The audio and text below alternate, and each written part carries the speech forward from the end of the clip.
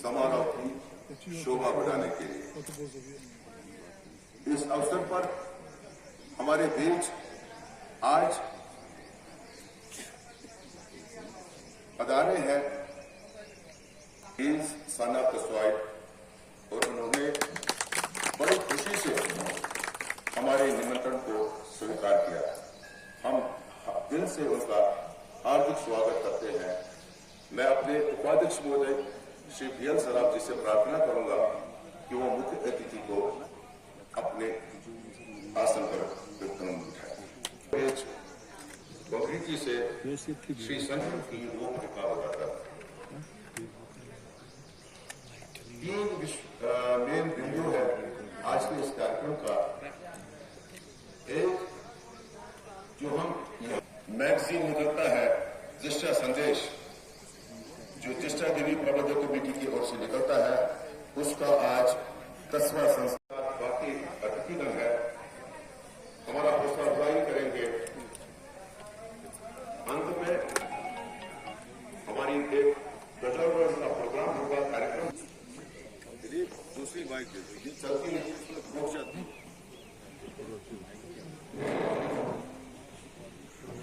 ये हर्ष का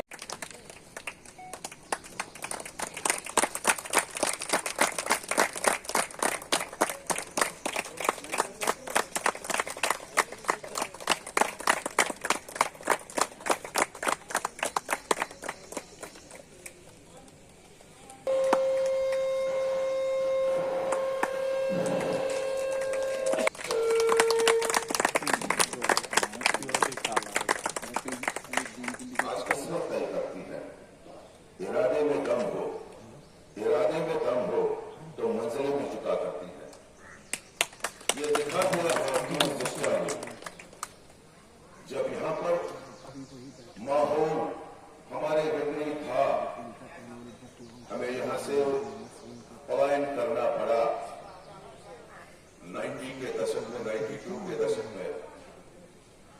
तब हमने ठान ली मन में कि हमें यहाँ पर भव्य मंदिर का निर्माण करना है और उसके साथ साथ यहाँ पर रहने की व्यवस्था करनी है।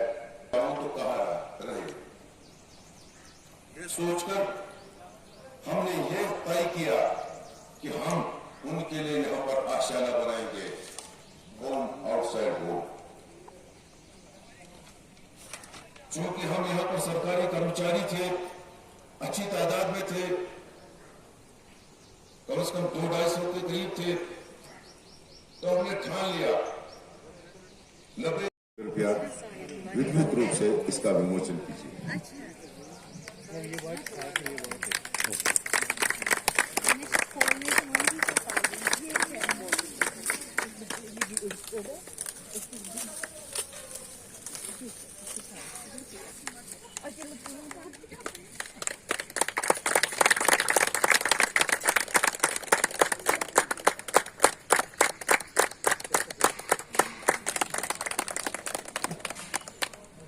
सबको नमस्कार।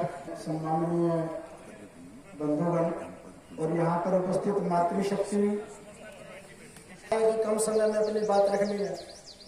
एक जो बात अभी अपने पिता जी ने भी कही कि हमें अपनी संस्कृति, अपनी सभ्यता इसके ऊपर गर्व करना चाहिए, इसको नहीं छोड़ना चाहिए। अपने यहाँ पर परिवार की एक व्यवस्था होती थी। अपना जो भारत का समाज है ये परिवार के साथ चलता है। देश है, देश के नीचे राज्य है, राज्यों के नीचे जिले हैं, जिले के नीचे गांव आते हैं, गांव के बाद गांव में भी किससे बनता है तो परिवार से बनता है, और परिवार भी किनसे बनता है तो वो एक एक व्यक्ति से बनता है। और ये परिवार व्यवस्था भारत में कितनी सुदृढ़ रही है इसके बारे में बताने की मुझे आवश्यकता नहीं है। आप इस सारी बातों को बहुत अच्छे से जानते हैं, मानते हैं और आगे निभाएंगे भी, ऐसा भी मुझे लगता है। एक दो बातें हैं इसमें। हम परिवार के साथ साल में 3-4 कार्यक्रम बनाते हैं, हमेशा बनाते हैं। एक जो अपने परिवारों में जो चीज शुरू करनी चाहिए वो है भजन। हम प्रतिदिन अपने घर में सामूहिक रूप से भजन करते हैं क्या? बार बार बच्चों के ऊपर एक बात थोप दी जाती है कि भी बच्चे हमारी बात नहीं मानते, बच्चे मोबाइल के अंदर लगे रहते हैं, लेकिन वो बच्चे भी तो हमारे ही हैं। हम उनको जैसा सिखाएंगे बच्चे वैसा सीखेंगे। हमारे व्यवहार में जो चीजें रहेंगी बच्चों के व्यवहार में भी वही चीजें रहने वाली हैं। दिन में या सप्ताह में एक बार का भोजन, जो दूसरी बात है वो हम इकट्ठा बैठ के करते हैं क्या? ये चीज भी हमें अपने व्यवहार में लेकर आनी चाहिए। धन्यवाद करता हूं आप यहां पर आए और इस भव्य समारोह का आपने कवरेज की।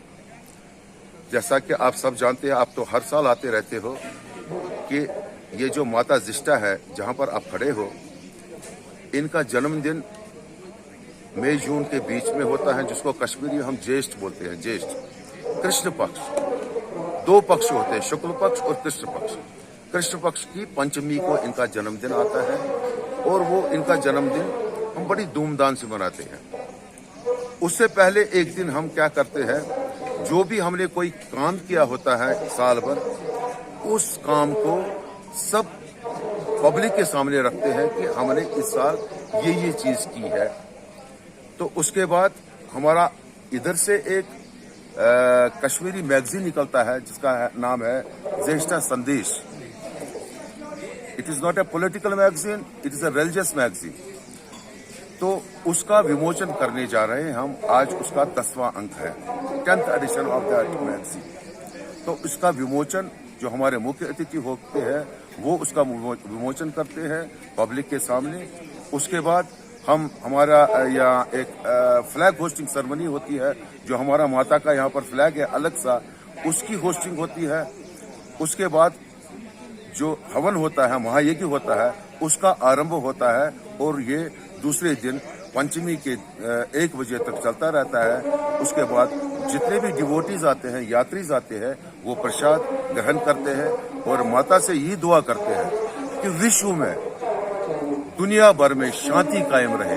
कश्मीर में स्पेशली जो हमारा भाईचारा था 90 से पहले, वो फिर से कायम हो। धन्यवाद। ज्येष्ठा माता भी कहते हैं, जीठियर इस एरिया को कहते हैं। तो ज्येष्ठा माता का मंदिर है यहाँ पर। इस माता के मंदिर में जो बहुत पुराना है, हजारों साल पुराना मंदिर है, इसमें हम सब लोग कश्मीरी पंडित अगर 90 के बाद विस्थापित हो गए, लेकिन उसके बावजूद 91 ऑनवर्ड्स यहाँ पर ज्येष्ठा माता के यहाँ पर हवन होता था। जो हवन आज रात को बैठेंगे, कल उसमें फिर प्रसाद होगा। ऑलमोस्ट मेरे को लगता है 2 बजे के करीब उसका प्रसाद होगा और सब में प्रसाद डिस्ट्रीब्यूट किया जाएगा।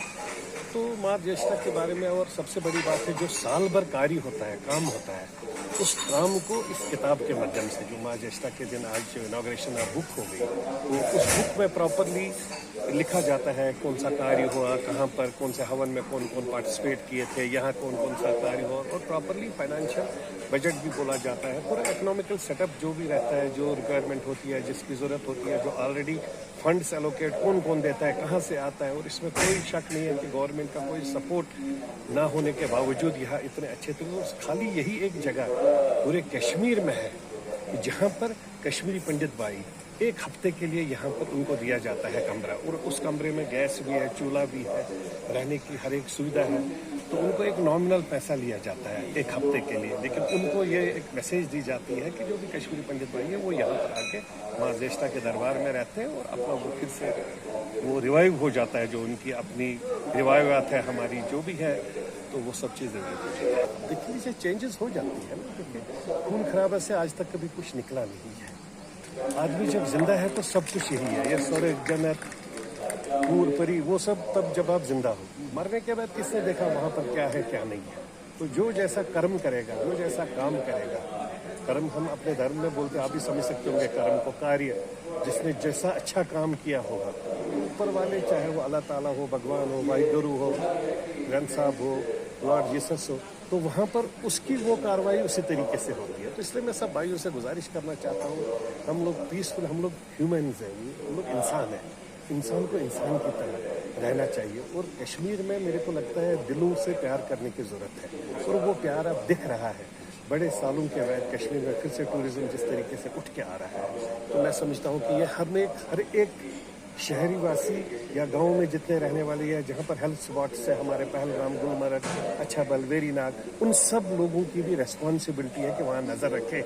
जो टूरिस्ट आ जाए वो जिस तरीके खुशी खुशी आता है वापस खुशी खुशी जाए, और अपने में वहाँ पर मैसेज दे दे, इस बार अगर 1000 आ जाएंगे, नेक्स्ट टाइम 10,000 आ जाए, 50। क्योंकि हमारे यहाँ पर 2 टाइप का फंड होता है पूरे कंट्री में, पूरे वर्ल्ड में।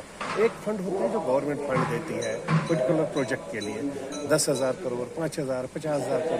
दूसरा फंड होता है जो टूरिस्ट का फंड आता है। जो वो फंड होता है गवर्नमेंट का फंड, वो पर्टिकुलर प्रोजेक्ट के लिए जाता है। कुछ लोग उसमें कंट्रैक्टर्स, ठेकेदार सब, वो सब कुछ एम्प्लॉय 100-200 उसमें काम करते हैं। लेकिन जो मेजर फंड होता है टूरिस्ट का, वो फंड अगर 20,000 रुपये भी खर्चता है एक टूरिस्ट, वो हर घर में, वो रेड़े वाले के पास जाता है, वो हाउस बोट वाले के पास, होटलियर के पास, कमर्शियल टैक्सी वाले के पास, सब जगह घूमता है। तो हम चाहते हैं उस टाइप का फंड। अगर मेरे यहाँ 3 करोड़ टूरिस्ट आएगा, 20,000 खर्चा करेगा, मेरी जो इकोनॉमिकल सेटअप होगी 60,000 करोड़, तो वो 60,000 करोड़ मेरे हर घर में पहुँचेगा। तो हमें उस चीज़ के लिए सबको मिल बांट कर काम करना चाहिए।